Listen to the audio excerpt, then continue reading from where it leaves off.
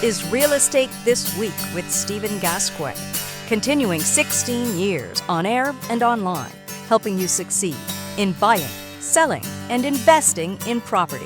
The best real estate strategies out there just for you.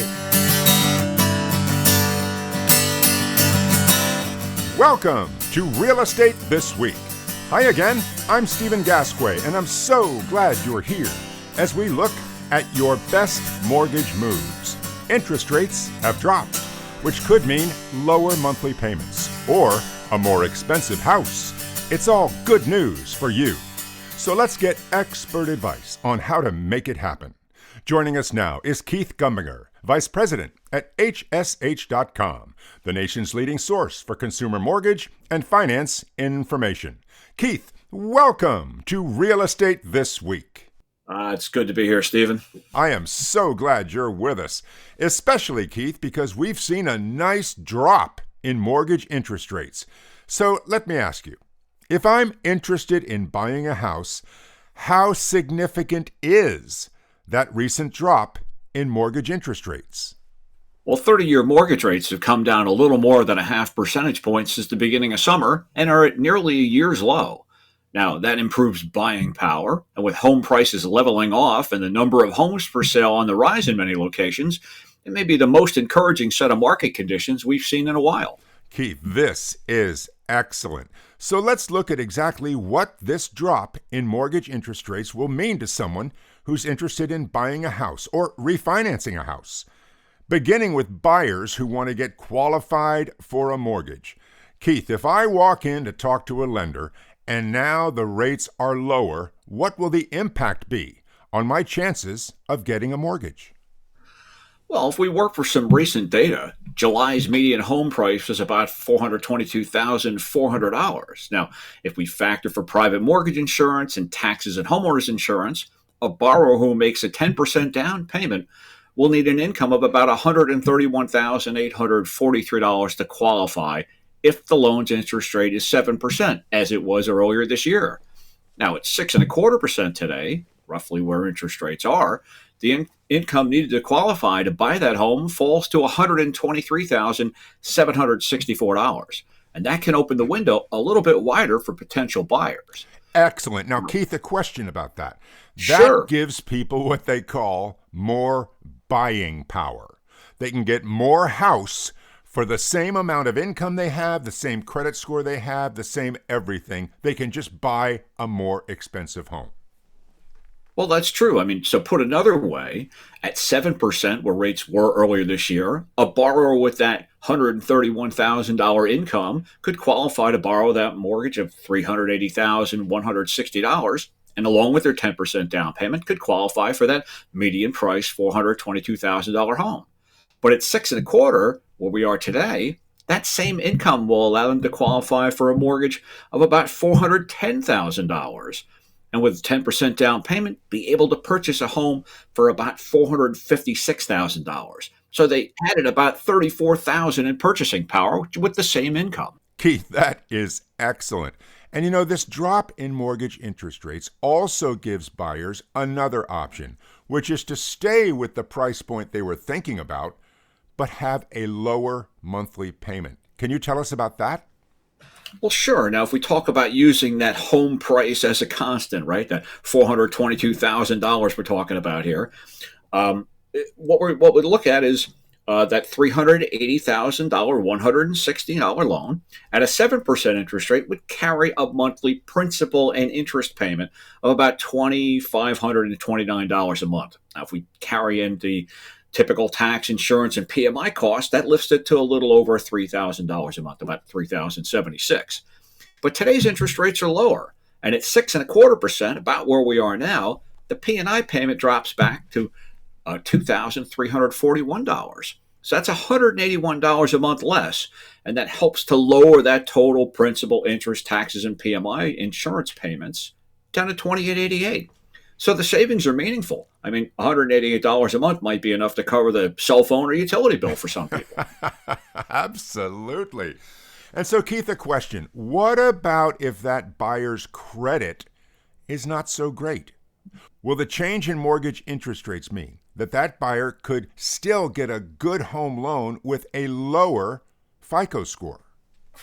Well, the good news is that as interest rates go down, they go down across the board. It's linear, Stephen. So what you see is interest rates have come down for the best credit quality borrowers who we're talking about here, but they've come down about the same amount for lesser credit quality borrowers too. So the relative improvement in affordability applies to all borrowers that might be in the marketplace today. Oh, that's excellent, Keith. And another question. What if that same buyer was interested in a shorter term home loan, like a 15 instead of a 30? Now, we know that the payments are always more for a shorter term loan, but with rates dropping, what would that mean to the payments? Well, as you mentioned, shorter term loans do mean higher monthly payments, but there can be fantastic interest savings and faster equity building with a shorter term mortgage. So, for a 15-year fixed rate mortgage is currently carrying an interest rate of about 7/8 of a percentage point below that of a 30-year firm. But even with that break in price, as you mentioned, the monthly payment is higher. So, looking at some numbers, comparing the two at 6.25% and with a $300,000 loan amount as an example, a 30-year fixed would carry a principal and interest payment of about $1,847 a month. Looking at a reasonable forward time horizon for borrowers of, say, 7 years, this loan would see the homeowner spend about $125,000 in interest, and the loan would still have a remaining balance of about $270,000. That's after 7 years. Now, a 15-year loan with an interest rate about 7/8 of a percentage point lower, about 5 3/8, and that same $300,000 loan amount would carry a monthly payment of $2,431. Now, that's $584 a month more than the 30-year fixed. But after 7 years, the homeowner would have spent only about $93,000 in interest, about $31,000 less than the 30-year fixed. And the remaining balance on the loan would be only $189,000. So that homeowner would also have an additional $80,000, almost $81,000 in equity. So the savings are tremendous because that monthly payment is so much higher. So just to sum that up, Keith, would a home loan with a shorter term save money if you could afford the higher monthly payments? Absolutely. You'll save interest costs. There's absolutely no doubt about that. Between the lower interest rate and the shorter term, you can save a bundle of interest cost over the term of that loan. Of course, paying cash, which some borrowers do, as we know, there's no interest cost at all. So that's the way you can save the most possible interest cost. And Keith, another big question that no doubt many of our listeners are experiencing right now. Keith, what if they already applied for a mortgage and they were qualified and locked in at, say, 6.5% or even higher than that? Can they get out of that mortgage and take advantage of today's lower mortgage interest rates or not? Well, certainly you're going to want to pick up the phone and talk to your mortgage lender. I mean, even if you didn't sign up for a float down option, which would have automatically allowed you to get access to that lower rate, they may allow you to relock the rate at a lower price, possibly with a small fee, a couple $100, something in that range. And of course, while we wouldn't recommend it, you can always walk away from the deal you have in place, but you'll likely lose any funds you've already paid. And doing so would, of course, affect any timelines you have in place. And that's particularly challenging if you're in the process of buying a home. Interesting. And Keith, let's pause for a moment. Tell our listeners about that float down option. What is that and how do they get it?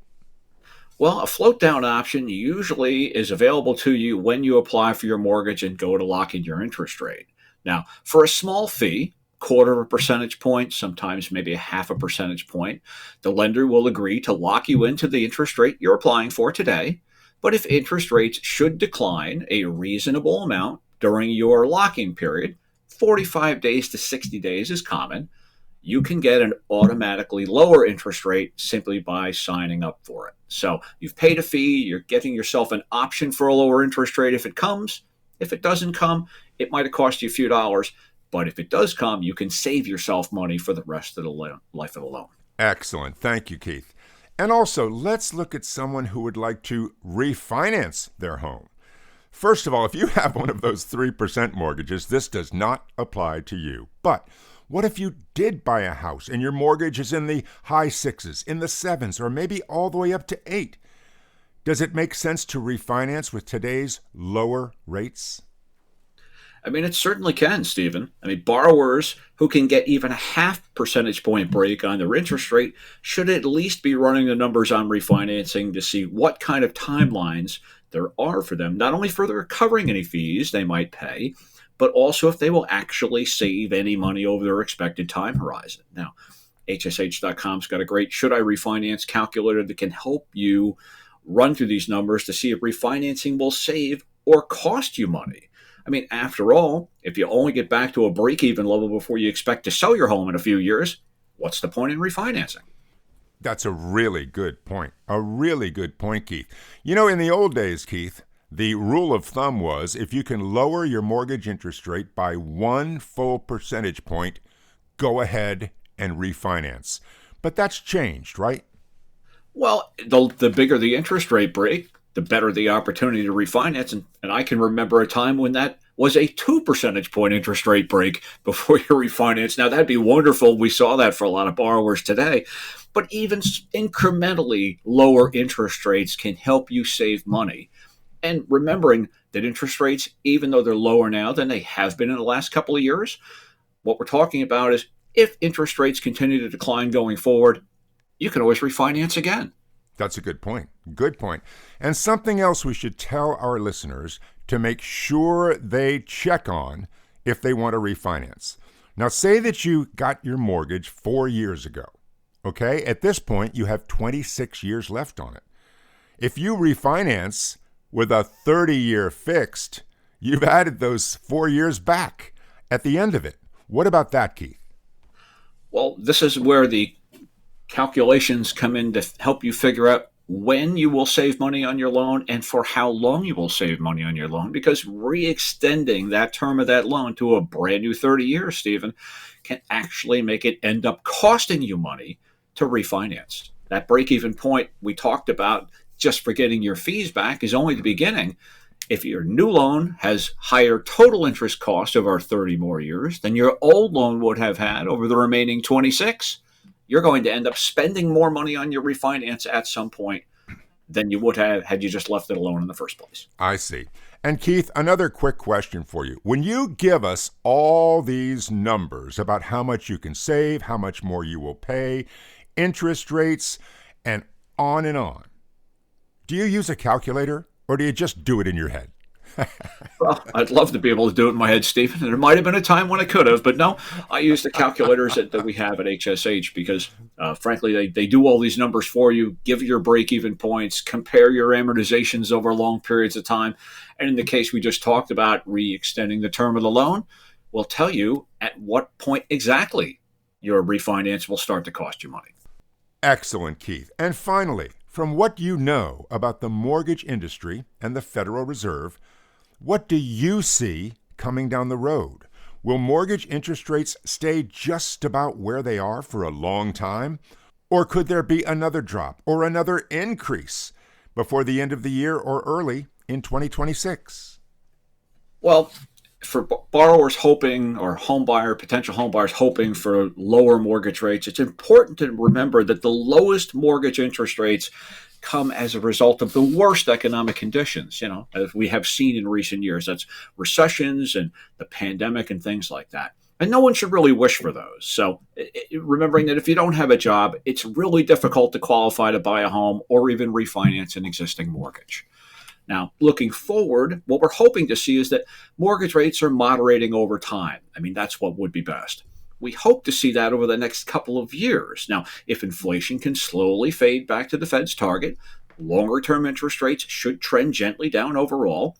And we're hopeful that by sometime the end of next year, perhaps mid-next year, that we'll be routinely seeing 30-year fixed-rate mortgages with 5s in front of them instead of the 6s and 7s we've become so accustomed to over the last few years. Oh, that's interesting, Keith. And so, should someone wait to buy or refinance, or should they go for it now and then just see what happens? Well, if conditions have lined up where you can afford to buy a home and you found a home that you love and you can afford to buy it based upon today's interest rates, buy the home. And there's really no reason that you want to step out and wait because, frankly, you may lose an opportunity at the home that you love. There is no guarantee that interest rates will be lower or even much lower in the future. They could be the same as today, 6 months or a year from now. And so if you're thinking about it, jump in. If rates really do go down, you can always refinance and take advantage of those lower rates then. That's a good point, Keith. And chances are home prices will continue to notch up as well. So you might not be able to get that same home for that same price. Well, that's true. I mean, even if we don't see the robust price increases we've seen over recent years, home prices starting just trending along with whatever inflation is doing will make those costs higher in the future than they are today. I see. Well, Keith, I really want to thank you for being on the show today and telling us all about what we can expect with today's lower mortgage interest rates and how to take advantage of them. Thank you, Keith. Thank you, Stephen. You're very welcome. Keith Gumbinger, Vice President at HSH.com, the nation's leading source for consumer mortgage and finance information. Next time on Real Estate This Week, how the pros buy and sell property. An in-depth look at what the experts do when it's their purchase or their sale. You will learn so much on the next episode of Real Estate This Week. And until then, I'm Stephen Gasque, and thank you for listening. A brand new episode of Real Estate This Week with Stephen Gasque drops every Thursday, everywhere. And you're invited to listen, subscribe, and follow us. Just look for Real Estate This Week with Stephen Gasque. The best real estate strategies out there, just for you.